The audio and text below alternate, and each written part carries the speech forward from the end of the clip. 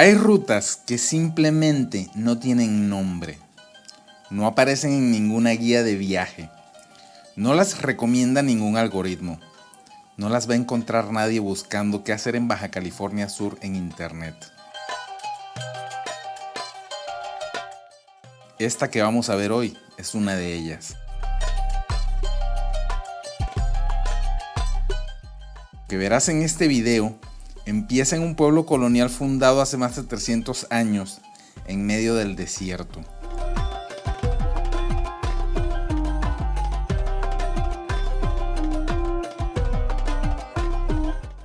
Cruza una sierra, baja a una laguna que la UNESCO declaró Patrimonio de la Humanidad. Atraviesa un desierto de sal que parece otro planeta. Pasa por campos pesqueros que casi nadie sabe que existen. Vuelve a subir por la sierra y termina en una bahía que los surfistas del mundo entero conocen con un nombre en inglés, porque los que la descubrieron no querían que nadie más llegara.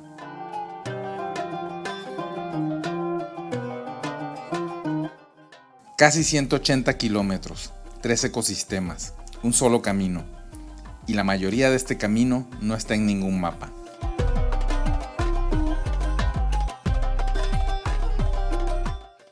Arrancamos en el pueblo de San Ignacio. Este pueblo existe porque hay agua. En una península donde el desierto manda. Esto no es un detalle menor, es la razón de todo. Los cochimíes lo sabían desde mucho antes de que llegara cualquier misionero. Este lugar tenía nombre, tenía historia, tenía gente, mucho antes de 1728. Pero fue en ese año cuando los jesuitas levantaron aquí una misión, y con ella uno de los pueblos más singulares de toda Baja California Sur, San Ignacio. La misión de San Ignacio Cadacaamán está construida con piedra basáltica extraída de los alrededores, sin grúas, sin maquinaria, con las manos y el tiempo de los indígenas que trabajaron bajo las órdenes de los misioneros. La fachada que ves hoy es prácticamente la misma que existía en el siglo XVIII. 3 siglos de desierto, de historia, de huracanes y de abandono institucional, y todavía sigue en pie. El interior guarda retablos coloniales, pinturas y una quietud que cuesta trabajo encontrar en cualquier otro lugar de la península. No importa cuántas veces hayas entrado a una iglesia, y no importa qué religión seas, este espacio se siente diferente. Tiene el peso específico de los lugares que llevan siglos siendo importantes para la gente que vive cerca.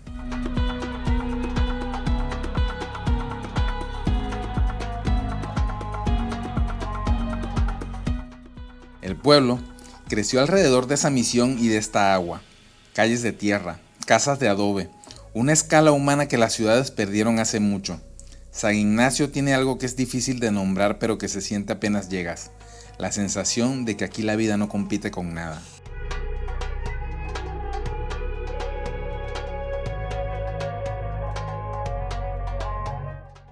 Desde el aire se entiende todo lo demás.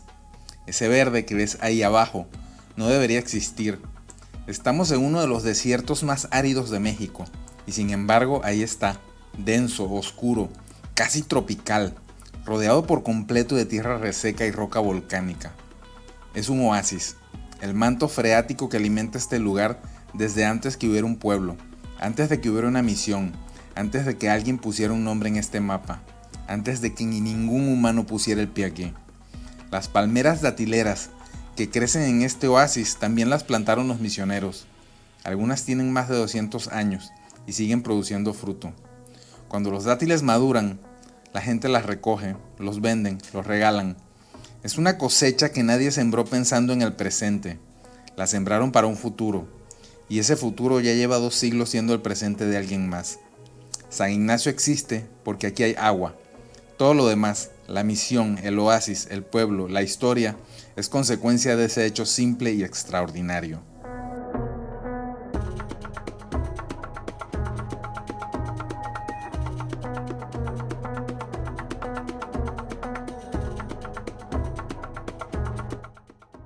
Me muevo con mi propia camioneta, pero cuando vienes de visita a Baja California Sur, el vehículo que eliges define tu experiencia. Por eso recomiendo a Zampa. Zampa se especializa en la renta de vehículos 4x4, preparados para caminos reales como estos. Tus camionetas vienen con tienda de campaña. Puedes agregar equipo de campamento y lo necesario para viajar y dormir en la ruta. Tu carro se convierte en tu hotel en la naturaleza. Eso te da libertad, llegar a lugares aislados, quedarte más tiempo y explorar sin depender de hoteles ni horarios. Renta con Zampa usando mi código de 10% de descuento LEOEXPLORA.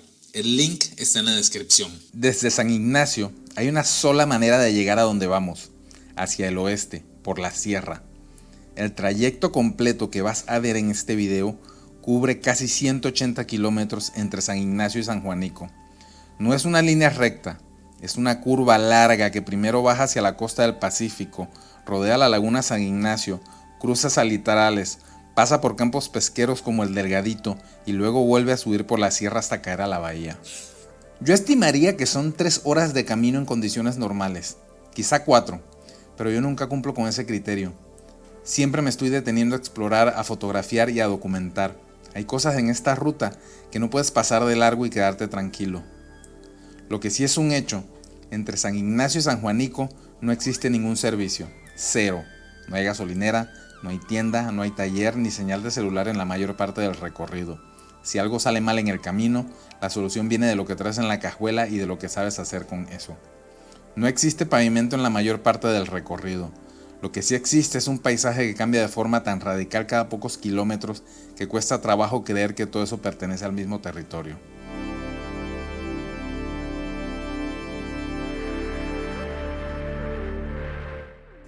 Esto es lo que vamos a ver hoy.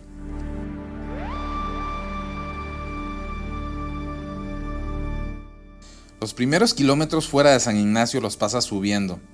La sierra no es dramática aquí, no son las paredes verticales que podemos ver en otros lados. Es una subida lenta de curvas abiertas donde el desierto va cambiando de textura sin que te des cuenta exactamente en qué momento ocurrió. Es el umbral de la laguna y cuando lo cruzas sabes que estás en otro mundo. La laguna San Ignacio se extiende kilómetros hacia el norte y hacia el sur, protegida del Pacífico abierto por una barra de arena que la convierte en uno de los refugios más tranquilos de toda esta costa.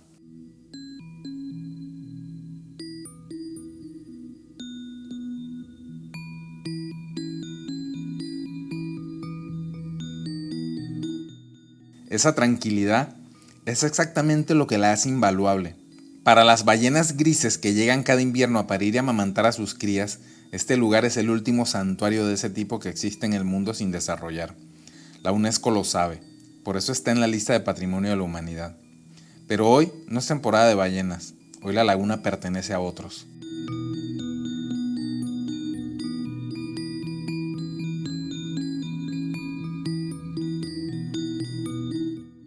El águila pescadora es el depredador aéreo que gobierna este ecosistema el resto del año. Esta pareja tiene su nido aquí desde hace temporadas.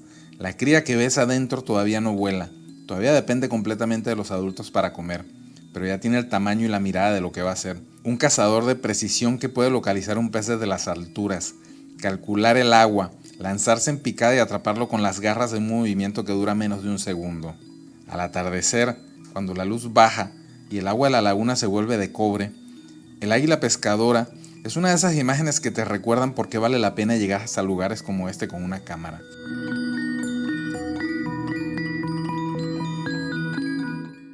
Y a veces aparece alguien más, un coyote cruzando sin apuro, sin mirarte, como si tu presencia fuera apenas un dato menor en su día. Y en algún punto, cerca de esta laguna, sale la brecha.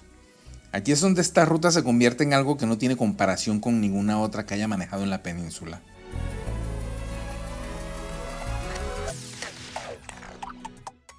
Los primeros kilómetros después de la laguna todavía se sienten normales.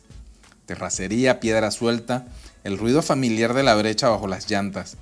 Pero hay algo que empieza a cambiar en el suelo, el color, la textura, la forma en que la luz rebota tan diferente. Y entonces lo entiendes. Sal, kilómetros de sal, una planicie blanca, absolutamente plana, que se extiende en todas las direcciones hasta donde alcanza la vista.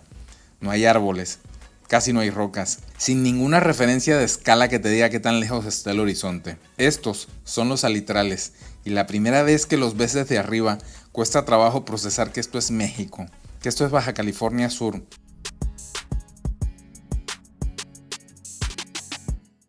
Que esto existe a unas horas de una ciudad con semáforos y supermercados.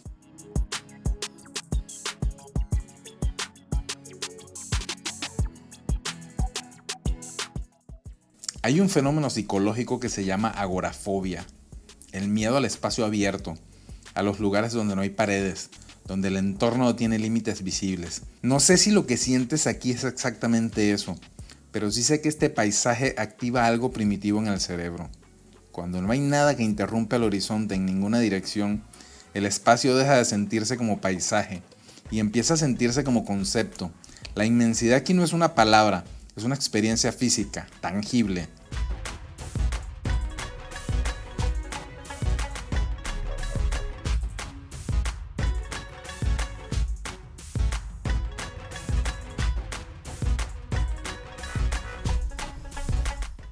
Los salitrales existen porque esta franja de tierra entre la laguna y el desierto lleva miles de años acumulando sal. El agua marina que entra por los esteros en marea alta se evapora bajo el sol, y lo que queda es esto, una costra de cloruro de sodio que en algunos puntos tiene varios centímetros de espesor. En temporada de lluvias, todo esto se inunda, la brecha desaparece bajo el agua y el barro, y esta ruta se vuelve impasable. En seco la superficie parece sólida, pero no lo es en todas partes. Hay zonas donde el suelo cede sin aviso y el vehículo se hunde hasta los ejes.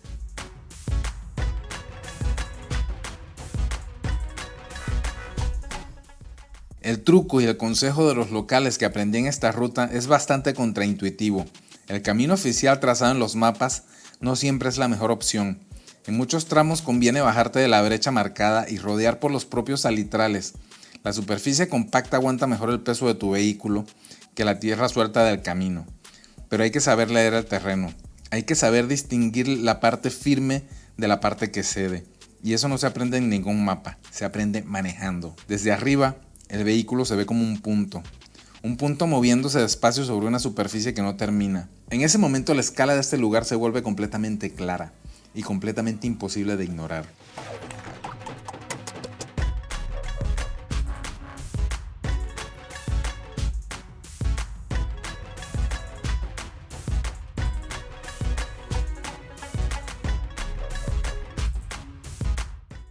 Después de kilómetros de salitrales, aparecen campos pesqueros. El Delgadito aparece como una afirmación. No es un pueblo en sí, es un campo pesquero. Es un puñado de casas, algunas pangas, costa y familias que llevan generaciones viviendo exactamente aquí, en uno de los rincones más remotos y menos visitados de Baja California Sur. La economía de este lugar es la misma desde hace décadas. Lo que el mar te permite en cada temporada, eso es lo que hay. Sin señal de celular, sin ningún servicio que en una ciudad considerarías básico. Y aún así, aquí se crían hijos, aquí se reparan motores, aquí se toman decisiones sobre el mar cada madrugada, con el mismo criterio que usaron los abuelos y que usarán los nietos. Hay algo en esa continuidad que las ciudades perdieron hace mucho y que ya no saben cómo recuperar.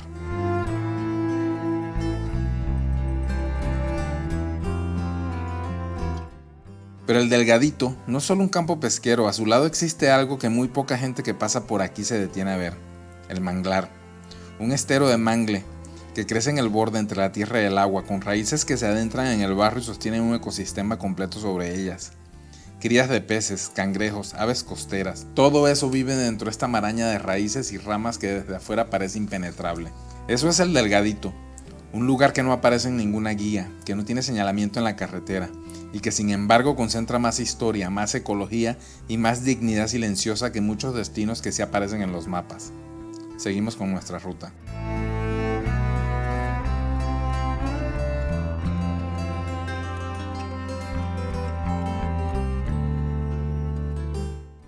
Del Delgadito no hay salida fácil. El mismo camino que te trajo hasta aquí es el que tienes que desandar. De regreso a la brecha, de regreso al desierto, de regreso a ese silencio que ya empieza a sentirse familiar después de horas de ruta. Hay algo que te cambia después de pasar por estos salitrales. El umbral de lo que consideras remoto se recorre, se amplía. Lo que antes te parecía lejos de todo empieza a parecer normal. La brecha que al principio exigía toda tu atención, ahora la manejas con una suerte de otra confianza. No porque sea más fácil, sino porque ya la conoces.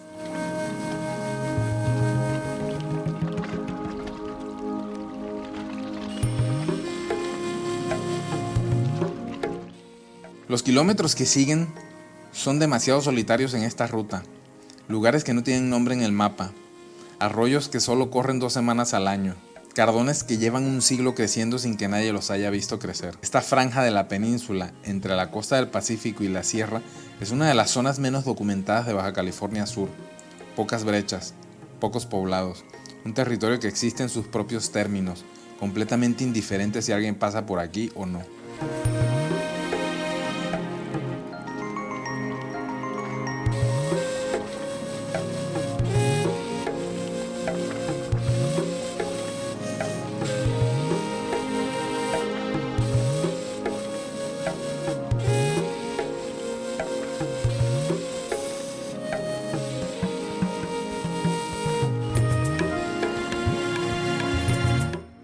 Y entonces de repente la brecha empieza a subir. La sierra aparece de nuevo, esta vez del lado contrario. Lo que antes bajaba ahora lo subes. El desierto plano cede a las curvas, a la piedra, a la vegetación que se hace más densa conforme ganas altura. Es en este tramo donde el viaje cobra una dimensión distinta. Ya cruzaste los salitrales, ya viste los manglares, ya manejaste kilómetros de brecha sin señal, sin servicio, sin ninguna garantía de que todo iba a salir bien. Y mira, salió bien. Ahora la sierra te está devolviendo al otro lado, al Pacífico, a San Juanico. Y sin aviso, el horizonte cambia. El azul del Pacífico aparece entre los cerros como si alguien hubiera corrido una cortina. La bahía se abre abajo, la curva perfecta de la costa, las puntas donde rompen las olas, el pueblo pequeño asomado al mar.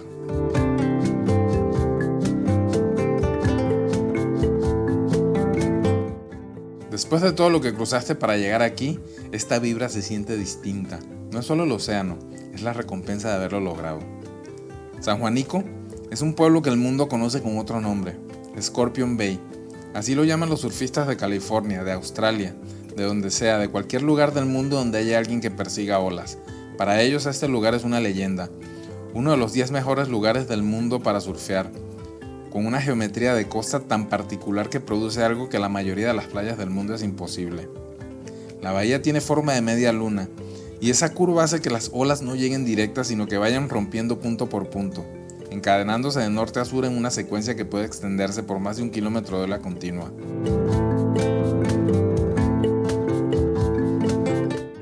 Hace muchos años, familias locales llegaron hacia esta costa a trabajar a bulón y langosta. Levantaron casas, tendieron redes, aprendieron esta bahía desde adentro, desde el agua, no desde la orilla con una tabla bajo el brazo. Años después llegaron los surfistas, y para mantener este lugar en secreto, para que no se llenara de gente, le cambiaron el nombre. Un nombre en inglés, para un pueblo mexicano elegido por extranjeros que no querían compartir la ola.